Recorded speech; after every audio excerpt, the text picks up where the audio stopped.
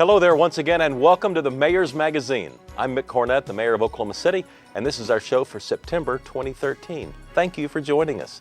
In our first segment, we welcome back a friend who's been a frequent visitor to Mayor's Magazine over the year, Georgie Rasco with the Neighborhood Alliance. Welcome back to the show. Thanks again for having me. We were just talking before the show started about how your staff has had to grow because of the number of neighborhoods that have gotten on board, and I must say, in the few years since I was first elected to City Council and ultimately Mayor, I have seen the number of neighborhoods who were active and actually trying to get people gathered together to discuss neighborhood issues has grown tremendously, and I give your organization a lot of that credit. So congratulations up front. Thank you. But jump in and talk about the evolution of Neighborhood Alliance.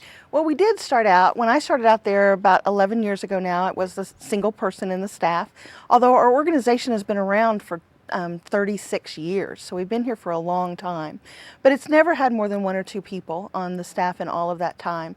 Now we have 5, because like you said, it is, people realize that if they organize themselves, they have a much better voice and they can get things done and they can be better stewards of their neighborhood and add to the community as a whole. So we're seeing a lot of citizens come forward and say, we want to do something different to our neighborhood. We want to make it safer, healthier, and more attractive, but we don't have a clue where to start. So we can help them with that. I remember noticing on City Council that if there was a major issue, if the neighborhood was trying to, for instance, stop something from happening, you didn't have any trouble getting a crowd. I mean, it's so, but the challenge, I think, is when things are going relatively well, when people are comfortable. You still need to have a neighborhood organization that's tightly knit. Absolutely. And that the relationships are there and everybody has everybody's email address and phone number. Don't wait for a calamity, to get the neighborhood, put together. And of course, there's also the trend that, when a neighborhood is brand new and just recently developed, there might be a little bit more buy-in at the time for the neighborhood. And then over the years, different homeowners come in and you might see membership dwindle off. What advice do you have about the issue that I'm talking about? And that is people not getting involved until they're really inspired by something that is troublesome for the neighborhood. And that does happen so often. People will call us because they have a crime problem going on in their neighborhood and they'll get very involved and they'll have 175 people show up at that meeting with the police to give them some ideas. And then the police will capture the teenagers that were breaking in, and suddenly the neighborhood thinks, oh, well, good, now we don't have to do anything. We're off the hook. But that's the time to stay vigilant, because you want to create an atmosphere in your neighborhood that makes people want to get to know each other. The number one crime prevention tool all of us have is living in a social neighborhood. Has nothing to do with the social economic basis of the neighborhood, how rich or how poor it is. It has to do with how well connected the people in the neighborhood are. And that doesn't just happen by coming to meetings. That happens by having block parties, by having social activities, having a newsletter, having a website, so that people get to know each other, and that's how they create a safer and better neighborhood. There's a fine line between respecting people's privacies and being nosy. Yeah. But a lot of times nosy people are one of the first aspects to notice that, a crime might be taking place in the neighborhood because they're paying attention. If you know the people across the street from you, they go to church every Sunday, then when you're looking out the window some Sunday morning, you see a van in their driveway, that's immediately suspicious activity to you. Whereas if you don't know the people across the street, you don't really know their habits very well, you look at that van and you think, should I call that in? Is that really, maybe it's just her brother-in-law borrowing her TV, and I would be so embarrassed if I were called the police on that. So get to know your neighbors. That really is the key to having higher resale value of your property. It contributes to the safety factor of your neighborhood, and it just contributes to the social well-being of all of us. I see some different setups inside neighborhoods. Sometimes the meetings are just the board members, and sometimes it is open call, I'll call it, for the entire neighborhood to come along with the board members. What's the most prevalent, and what comments can you make about the two different structures that I mentioned, and maybe there's others? There are lots of others, and there's not a one kind of place or one kind of feature that all neighborhoods have to run by. You don't have to use parliamentary procedure. You don't necessarily have to have a really strict set of bylaws. You need a set of bylaws, but we can help you with writing some that are good for your neighborhood. Every neighborhood is different. Some neighborhoods are run by a board of directors. Some other neighborhoods are run by 2 co-chairs. Some neighborhoods have meetings every 3 months, whereas some neighborhoods have a meeting every single month. The oldest existing neighborhood in Oklahoma City is Garden Oaks neighborhood, and they've been meeting every single month for 56 years. And some of those women that are in that neighborhood association today were at the very first meeting 56 years ago. And no, exactly. They have history that we've got to record, because these women have a history of a neighborhood that's just unbelievable for most of us. But they've stuck with it. They've continued it. They're adamant that they have to meet every month. That's what they want to do. That's their social outlet, and they want to do that.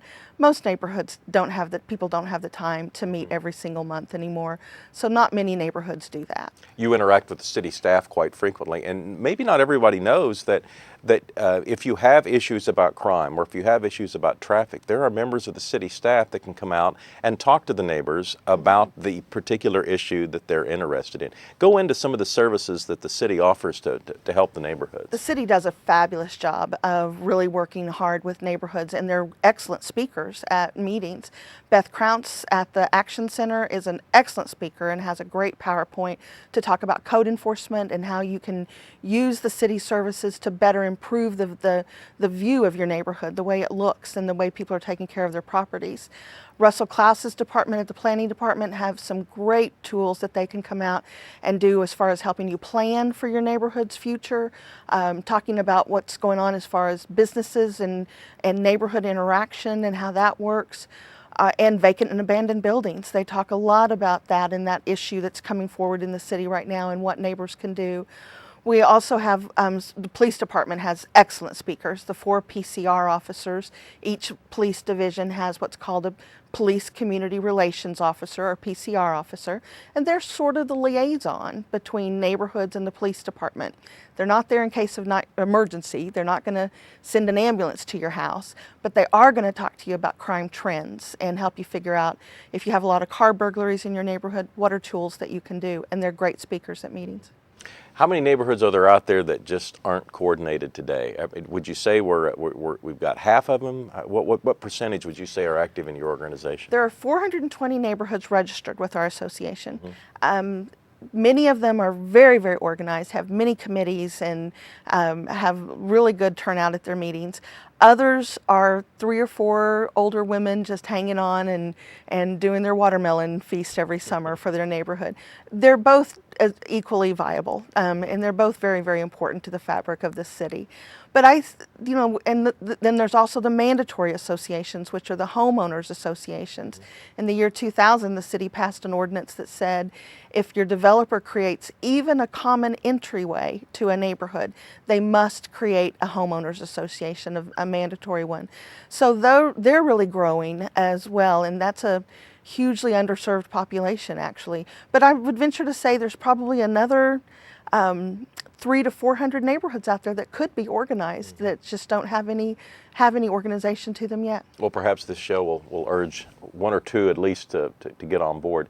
We also are in the early stages of a new initiative that I hope will create a new policy for the city, and that is how we deal with properties that have been abandoned and are not being taken care of. Mm-hmm. And for years, I was embarrassed to know how little property taxes a person had to pay on a property if they just shut the doors and walked away. And there was virtually no incentive for them to do anything with the property. Mm-hmm. And the impact of that structure on the rest of the neighborhood is enormous. I mean, if you're trying to sell your house and there's a couple of houses on your street where nobody lives and it's apparent that nobody lives there, that's a warning sign, know, for anybody who might want to come in, and the price of your house is going to diminish. And so I'm very pleased that the rest of the council and I are kind of looking, along with city staff, how we can somehow inspire these property owners to do more with their property and not impact the rest of the neighborhood. Because it does. Right now we incentivize, we don't mean to, but we do as a city, we incentivize people to just board up their home and leave it empty. Because if it's not boarded up, if it's not vacant, then their property taxes do go higher. And sometimes it's cheaper and more cost effective for them to just board it up and do nothing with it for years. But it takes away from the rest of us. The estimates are that if you live next door to a vacant house, your property value goes down by at least $7,000, and then it goes out from there to the whole block can lose property values. Not to mention the excess services that they use in vacant buildings. More police calls are made to those buildings, more fire calls are made to those buildings. We utilize more services at vacant and abandoned buildings, but we collect way less taxes than just the home right next door to them. So it's skewed. It's not a simple answer. I was surprised by it not being. I thought the city, why don't they just go in and take control of that house?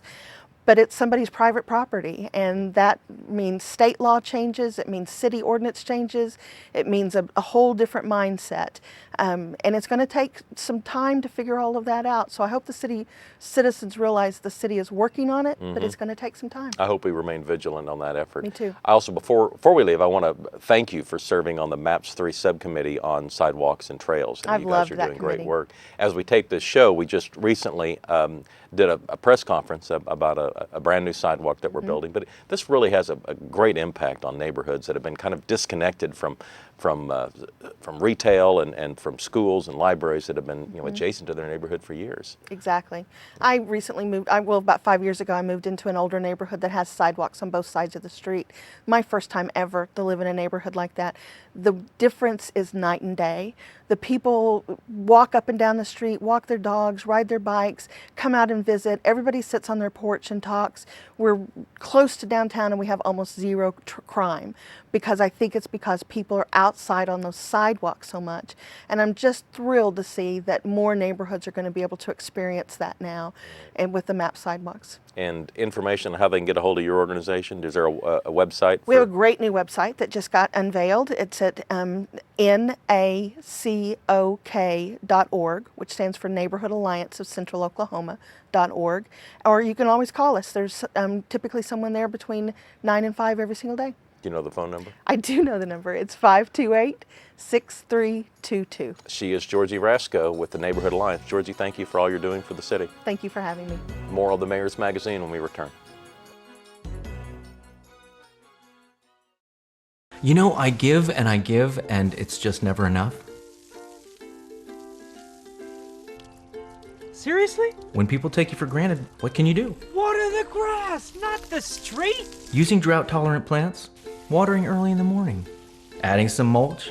It's not that hard. If we want to use our water wisely, we got to squeeze more out of every drop. SqueezeEveryDrop.com. Oh, I gotta go. I got a date with a lake. You wouldn't let money just blow out of your house. So when your AC or heater is on, make sure the doors, windows, and fireplace flue are shut tight. If you're headed out, turn down the AC or lower the heat by 10 degrees. And always keep your water heater set at 120. A little bit of common sense goes a long way. Get more great tips at energysaver.gov. Welcome back to the Mayor's Magazine. In this segment, we're going to get an update on MAPS 3, and David Todd, who's the program director for MAPS 3, joins us. David, welcome to the Mayor's Magazine. Thank you. Glad to be here. You guys had a busy summer, and I note in June and July, there's all sorts of excitement down on the river as we turn the lights on to the only lighted rowing course in the world. Compliments of the voters who showed up and passed MAPS 3 in 2009. That's right. It's a really exciting project. Yeah, and the press conference, not the press conference, but the unveiling, we had an event. There must have been thousands of people there. There was. It's a great venue down there. And there's more coming on the river. Kind of go into some of those projects. Right. What we've got here right now is what we call Phase 2. And Phase 2 includes some new amenities to the race course itself. And it also includes sound system improvements and some camera improvements. There'll be a new scoreboard that'll be an LED type scoreboard, some judging platforms, and then also some floating docks out there to help with the race course itself. And then the whitewater facility. Whitewater facility is coming along well. You know, what you've seen so far with MAPS is we've been in the planning stage, and then we moved into design, and now you're seeing some of the construction. So we're slowly progressing through that process. So the whitewater is well under design right now. In mid-August, we hold a press conference about the sidewalks, and that is really changing the neighborhoods that are, you know, getting the sidewalks up first. And I know we have, I don't know, mile after mile and millions of dollars going into sidewalks. I don't know how you keep track of it, but talk a little bit about the sidewalk preparation and the process for determining where these sidewalks are placed. You know, we developed a sidewalk master plan. We hired a consultant to go through, and he analyzed all the arterial streets. Remember that MAP sidewalks are only on arterial streets. They don't go into the neighborhoods. So it's streets like Penn and Western and 50th and 63rd, those arterial streets. So the consultant went out and did a survey of all those arterial streets, and the subcommittee worked really hard on determining what the criteria was to go through and rank those sidewalks. We understand that everybody wants a sidewalk. As you just said, everybody's really excited about it. So we set up criteria that would allow us to rank each alignment and build as many as we could based on that prioritization. And that prioritization included proximity to schools, proximity to hospitals, neighborhood density. There's pedestrian issues that might have been there. So there was a whole lot of things that went into that, and we literally developed a list that ranked them from 1 to 100 and something of the alignments that we needed to build. And that's how we've started with the MAP sidewalks. Is we started at priority 1, and we just go as far as we can. And the trail system is getting a lot of attention here in 2013. It is. The trail system has started for what we call the river trail, which it connects at Meridian on the river, follows the river along all the way out to Lake Overholser. So you'll be able to ride from downtown area, or ride or walk, whichever you choose, all the way out to Overholser, and you really won't be on a city street. You'll cross a couple of streets, but you won't have to be on a city street. And that means moving past I-40 at some. How does that take place? Right, we go underneath I-40. There's a structure that'll be built in there, and we also go under a railroad bridge there also. So it can be a scenic route too. Sounds like it. Yeah. And what's going on at the fairgrounds? Lots going on at the fairgrounds. We completed the grading project.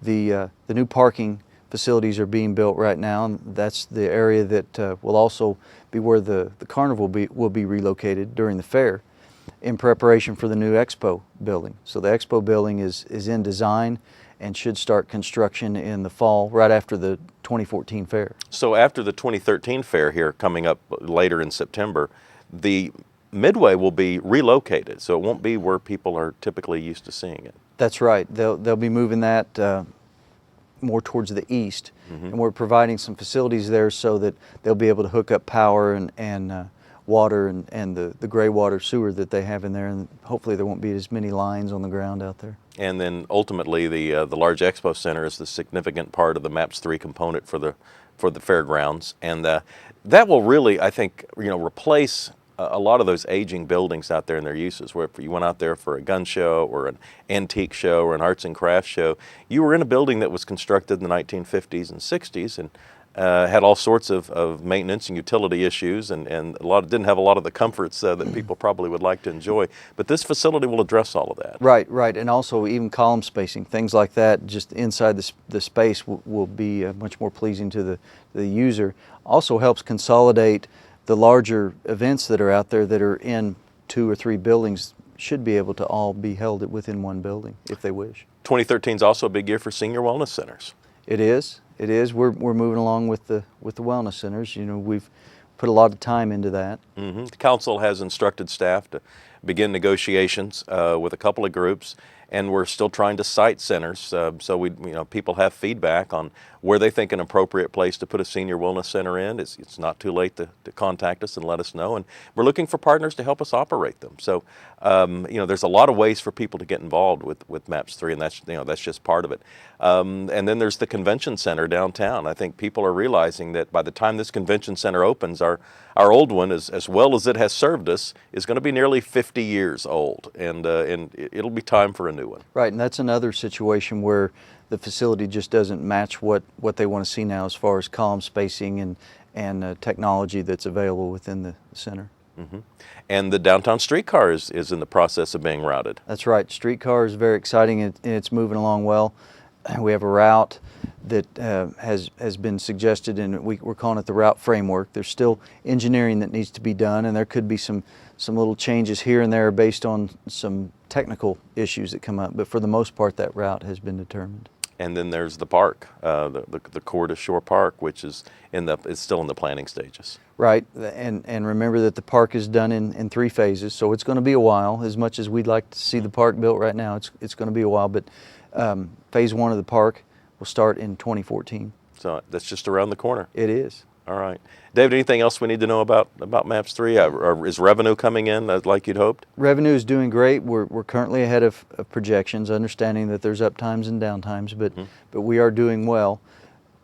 Like you mentioned a while ago, the public input is very important with MAPS 3. So we've had a lot of meetings, so just because we're not having one now doesn't mean that you can't contact the office, contact the subcommittee members, and let them know what you think. Well, there's a lot of citizen input through the citizen subcommittees and the Citizens Advisory Board, all that make recommendations to the City Council. But please thank your staff for all the great work they're doing for us. And we are coming up on really the halfway point of collecting that penny on the dollar. The voters passed it in December of 2009, and in April of 2001, that tax went into effect. It was for 7 years and 9 months.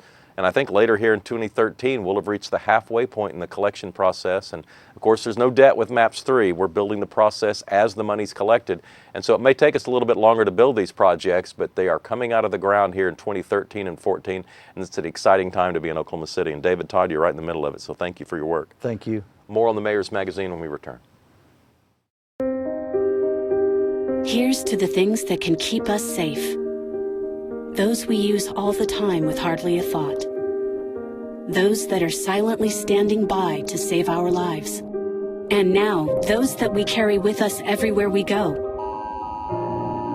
Many mobile devices will now bring you wireless emergency alerts, real-time information directly from local sources you know and trust. With the unique sound and vibration, you'll be in the know, wherever you are.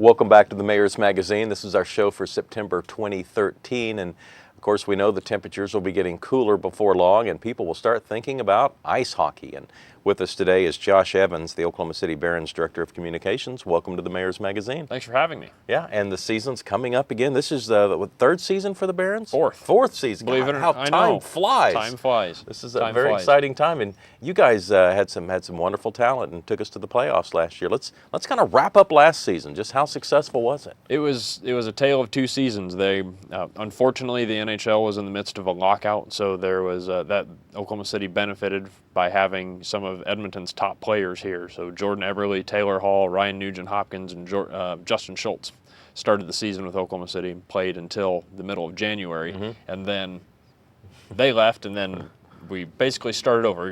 We brought people in, and it turned into a new team. They went on quite a run, playing into Game 7 of the Western Conference Finals. The team played all the way until June 5th. I may not be able to put you on the spot here because you may not know the answer, but what was the team's record when those 3 left, and how did they perform the rest of the season? They were 18 and 15-ish with the NHL guys, and then they after the NHL guys left, they went on a little bit of a skid.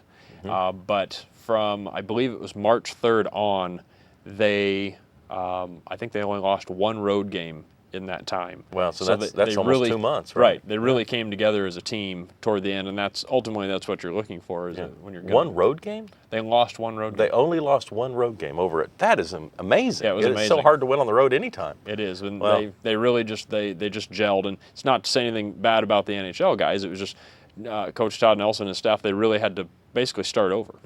Season ticket packages, I assume, are on sale now. Absolutely. And tell me about how many games there will be and what sort of packages are available for people. 38 games is a full season seat package. There are different packages below that are half season or a quarter season. There are some flex tickets that you can be involved with if you can't make every single one of the games. You can certainly make 10 or 12 or whatever you like. And important for the full and half season seat holders, the NHL preseason game tickets are included in their ticket packages. That is. Well, I hadn't intended to get right to the NHL, but let's sorry. talk about that's okay. But your segue is better than mine. Let's talk about that NHL game that's coming up at the end of September. September 27th, the Edmonton Oilers, who are the Barons parent club, are going to host the Dallas Stars in an NHL preseason game. It'll be the final preseason game for both teams. Oh, really? Which is important because all of their big guns are going to play. They're going to start the season the next week, and the coaching staff for the Oilers will certainly have some difficult decisions to make. But guys that we just talked about, Jordan Eberle, Justin Schultz, Ryan Nugent-Hopkins, Taylor Hall, will be back in Oklahoma City for that, and they're really looking forward to coming here. They enjoyed their time here, and they're looking forward to getting a chance to play here again. Well, and they're very popular. I know the fans are going to be interested in seeing them.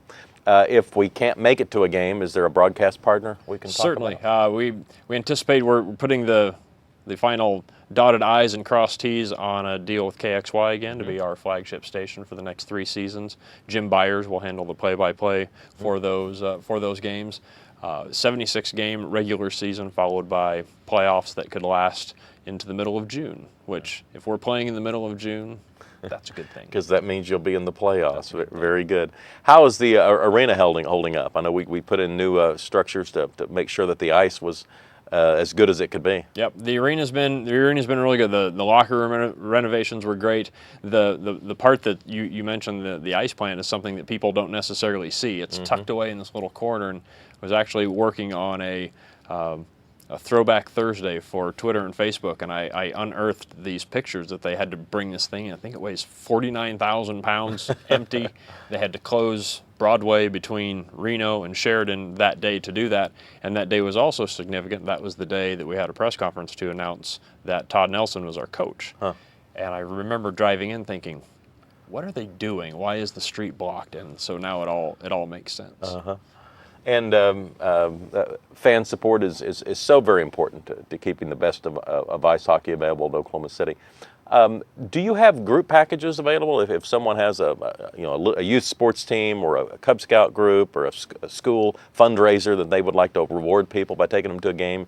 Are those opportunities available to go to a Barons game? Absolutely. There's rooms that you can be available to you that seat anywhere between 80 and 400 people. If you wanted to bring that many, we can cater food for that particular group. It really is a unique time. A lot of companies might like to use that for a holiday get-together or gathering, or like you said, maybe a reward for some employees that have done really well. You mentioned community support. One of the things that's very important to us is our relationship with Oklahoma City Youth Hockey, and to grow the sport at that grassroots level, to have our players become involved and serve as role models for those kids. That's going to be really important to their success. When I was a kid, if a professional athlete came to my practice, holy cow, that would have been awesome. But to work to inspire some of those kids to do well on the ice, but also do well off the ice as well. Let's talk about some website information that people can gather if they want more information about the Barons. What should they do? OKCBarons.com is the place where you're going to want to go. We have a tremendous content development department for not only for video but for written stories as well. We have a success story, I guess you'd say. Chris Westcott, who is our digital media specialist, recently took a job with the Edmonton Oilers, and they enjoyed the work that he did so much that they asked him to come up there. So we'll have a new person involved, but that covers the team on a daily basis. Tons of video features. We'll outline game action, of course, but also things that we do outside in the community, our Barons Buddies event with Special Olympics. But all of that information is at the Barons website, okcbarons.com. All right. Josh Evans is the Director of Communications for the Barons. Thanks for coming on. Thanks for having us. And get out and support the Barons. I hope you enjoyed our September 2013 show. I'm Mick Cornett, and I'll see you next month with another edition of the Mayor's Magazine.